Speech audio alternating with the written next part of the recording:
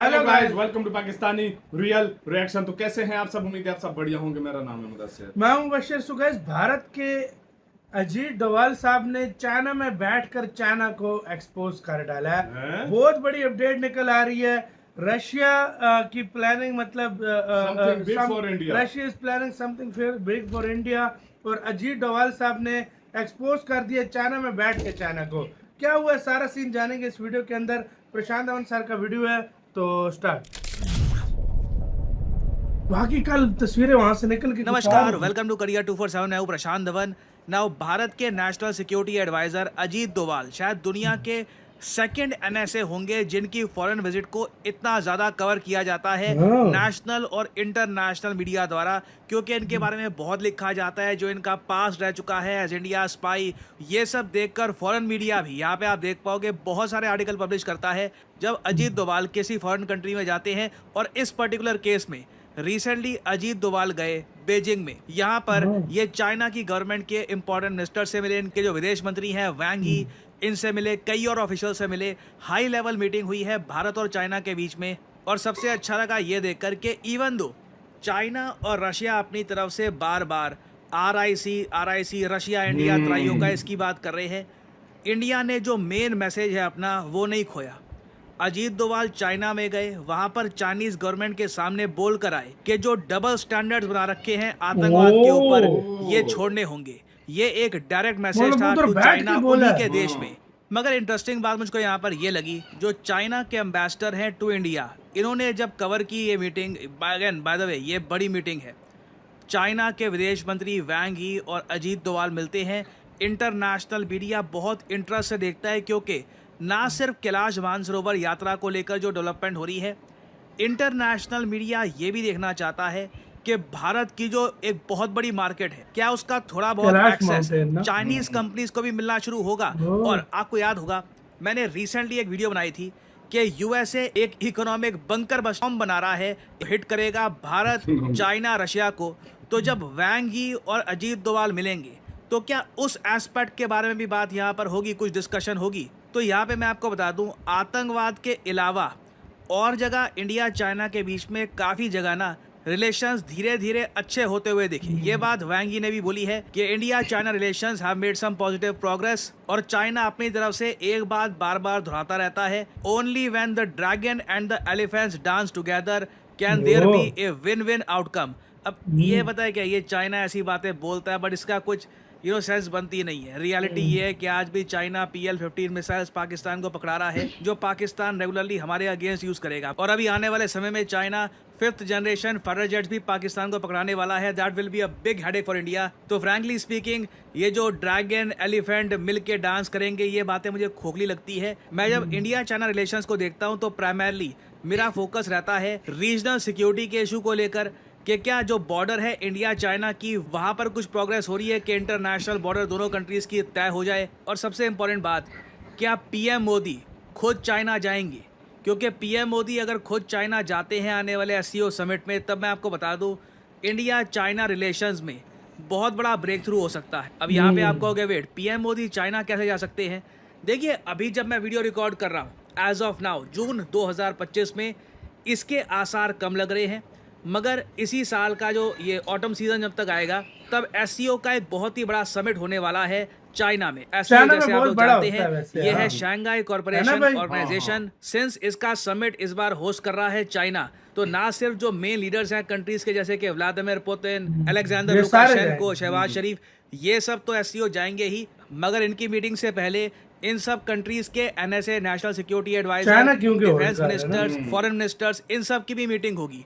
तो अभी जो अजीत डोभाल साहब गए हैं, ये जो एक इवेंचुअल समिट होगा SCO का चाइना में, जिसको ये तियानजिन समिट कह रहे हैं, उसकी ऑलमोस्ट तैयारी के लिए गए हैं। नाउ बिल्कुल इस साल व्लादिमीर पुतिन जाएंगे बीजिंग में, शी जिनपिंग ऑब्वियसली वहां पर होंगे, शहबाज शरीफ भी जाएंगे। अब क्वेश्चन ये आता है, India being a member of SCO, क्या प्रधानमंत्री मोदी यहाँ पर इस समिट को अटेंड करने के लिए जाएंगे, या फिर पिछली बार की तरह जैसे याद होगा 2024 में ये समिट होस्ट किया था पाकिस्तान ने, उस वक्त PM मोदी पाकिस्तान नहीं गए थे, इंडिया को रिप्रेजेंट किया था डॉक्टर एस जयशंकर ने। और वो विजिट मैं कभी भूलूंगा नहीं, क्योंकि सबसे फनी बात यह है, एस जयशंकर जब एससीओ समिट 2024 को अटेंड करने के लिए पाकिस्तान में गए थे, वो सबसे पहले उतरे कहाँ पर थे?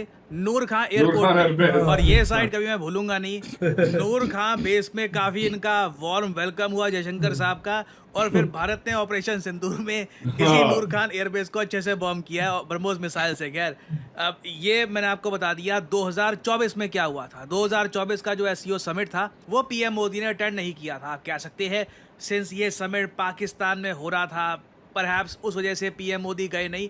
बट चाइना वाला जो समिट है ना, देखना ये होगा कि क्या पीएम मोदी चाइना में जाएंगे। क्योंकि मैं आपको ये बता दूं, जब प्रधानमंत्री मोदी इस साल मान लो हाइपोथेटिकली स्पीकिंग डिसाइड करते हैं कि मैं जाऊंगा चाइना में एससीओ समिट अटेंड करने के लिए, तो वहाँ पर व्लादिमीर पुतिन भी होंगे, शी जिनपिंग भी होंगे, और एक बहुत ही इम्पॉर्टेंट रशिया का जो एक पुश है आज के समय कि ये लोग RIC बनाना चाहते हैं।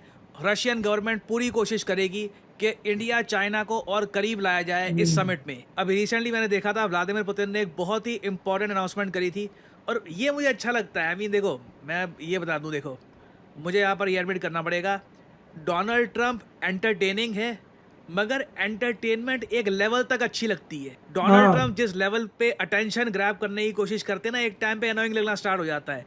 जो वर्ल्ड लीडर्स हैं उनकी बात में सीरियसनेस होनी चाहिए, वजन होना चाहिए कि एक कंट्री के प्रेसिडेंट ने कुछ कहा है ना, तो इट मीन्स समथिंग, कंट्री उस दिशा में जा रहा है। ट्रंप के साथ ये प्रॉब्लम है, उनकी बात आप सीरियसली ले नहीं सकते। जबकि व्लादिमीर पुतिन ने रिसेंटली एक बहुत ही इंपॉर्टेंट स्टेटमेंट दिया। उन्होंने ये कहा है Russia India long term cooperation plan ये बिल्ड कर रहे हैं जो 2030 तक चलेगा। इसको बहुत ही जल्द फाइनलाइज कर दिया जाएगा। इसमें लगभग सारे सेक्टर्स, एनर्जी, डिफेंस, मैन्युफैक्चरिंग, सब में रशिया अपनी कोऑपरेशन भारत के साथ बहुत ज़्यादा बढ़ाने वाला है। और जो मैंने आपको अभी बात बताई है व्लादिमीर पुतिन वाली, इसी के बेसिस पर जब अजीत डोवाल साहब गए चाइना में, तो ऑब्वियसली ये सिंस एससीओ की मीटिंग अटेंड करने के लिए गए थे, तो यहाँ पर रशिया के भी NSA थे, तो उनके साथ भी इनकी मीटिंग हुई है इन चाइना। दोनों कंट्रीज ने एग्री किया है कि बायलैटरल कोऑपरेशन को ये एडवांस करेंगे, और 2025 में पॉसिबिलिटी ये भी है कि व्लादिमीर पुतिन खुद इंडिया आए। रशिया के जो विदेश मंत्री हैं सर्गेई लावरोव, ये पहले ही कह चुके हैं कि अरेंजमेंट्स इसके लिए तैयार की जा रही है। व्लादिमीर पुतिन जल्द ही भारत में आएंगे, तो something big is about to happen. Russia India और चाइना को लेकर एक बड़ी प्लानिंग कर रहा है। Vladimir Putin is trying very hard. ये सक्सेसफुल हो पाएंगे या नहीं हो पाएंगे, that remains to be scene.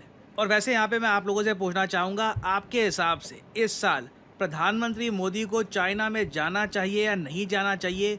लिखेगा इसके बारे में कमेंट सेक्शन में। आप मुझसे पर्सनली पूछे, देखिए मेरा मानना यह है, भारत की जो उम्मीदें हैं ना एससीओ से, ये कुछ ज़्यादा ही है और मुझको काफ़ी जगह रियलिस्टिक लगती नहीं है। फॉर एग्जांपल देखिए, डोवाल साहब गए यहाँ पर एससीओ में, बोल दिया चाइना को कि डबल स्टैंडर्ड जो है आतंकवाद को लेकर ये ख़त्म करो।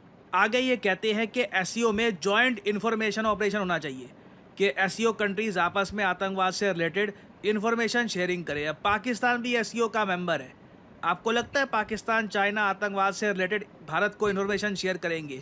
ये रियलिस्टिक अप्रोच नहीं है, जो मतलब एटलीस्ट ग्राउंड पे हमको दिख रहा है उसके हिसाब से this does not look realistic. तो पर्सनली आप अगर मुझसे पूछे, एससीओ के फ्यूचर को लेकर मैं इतना उत्साहित हूँ नहीं। ब्रिक्स ऑल टुगेदर अलग ग्रुप है, क्योंकि ब्रिक्स में पाकिस्तान नहीं है, और ब्रिक्स में चाइना कुछ भी करके पाकिस्तान को ला नहीं सकता, क्योंकि ब्रिक्स में भारत के पास एक वोटिंग पावर है, मतलब तो भारत एक सिंगल वोट से पाकिस्तान की एंट्री ब्लॉक कर सकता है। एससीओ में कैसे भी करके पाकिस्तान को ले आए हैं, और इस वजह से एससीओ की जो इम्पोर्टेंस है, जो इसकी क्रेडिबिलिटी है, ये भी काफ़ी हद तक कम हो चुकी है। और इस बात को लेकर आप यहाँ पर सोच सकते हैं जेन्युइनली कि क्या पीएम मोदी को एससीओ समिट अटेंड करना चाहिए या नहीं करना चाहिए। खैर, लिखेगा इसके बारे में कमेंट सेक्शन में, सिंस काफ़ी सारे लोग देखते हैं वीडियो। मैं जानना चाहूँगा आपके थॉट्स। थाउजेंड्स ऑफ कमेंट्स आती हैं, एक पर्सपेक्टिव लगता है कि what a large portion of people think. लिखेगा अपने थॉट्स कमेंट सेक्शन में। I would like to know what you guys think.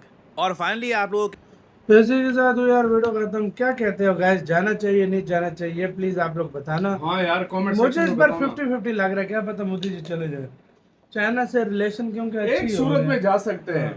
अगर अमेरिका ने इसी तरह अपनी नीति रखी ना, मोदी जी कहेंगे अब मैं जाऊंगा, और उसको जलाने के लिए जाएंगे। सही बात है, सीधी सी बात बताऊं, अगर अमेरिका ने नीति अपनी ऐसी रखी, मतलब चाइना में बैठ के बोला कि दोगले ना बनो, सीधे हो। हाँ, चाइना में बैठकर उनके मुंह पर बोला कि दोगले ना मत बनो, सीधे सीधे हो जाओ, नहीं तो जो है ना अजीत डोभाल साहब अजीत डोभाल भाई, साहब ने सारा मुंह के सामने उसको फुल बोला हैवी रे। सिस्टम पे बैठे हुए हैं बे। यार वाकई में यार ये मानना पड़ेगा। और ऊपर से रशिया जो है ना चाह रहा है कि RIC जो है ना फिर से जो है ना रिवाइव हो, इकट्ठे हो, और मतलब वो कोई इंडिया के साथ बहुत बड़ी कोई वो डील या जितनी कोई मेहनत बहुत कर बड़ा रहा है क्या प्रोजेक्ट पता स्टार्ट रिवाइव कर हो रहा है। जाए। हो ये सकता रिवाइव है। हो गया तो दुनिया में पावर का संतुलन तो एक साइड यार हमारी पुरानी वीडियोस को उठा के देख लो, हम पहले भी कहते थे, हम अब भी कहते हैं, अगर चाइना, रशिया, इंडिया एक हो गए, दुनिया की कोई ताकत पावर का संतुलन भी फुल साइड चेंज फुल एक साइड पे आ जाएगा। तो आप मानो या ना मानो। तो आपकी क्या इसके ऊपर क्या राय है बताना, अपनी राय अपना बहुत ज्यादा ख्याल रखना तो यार।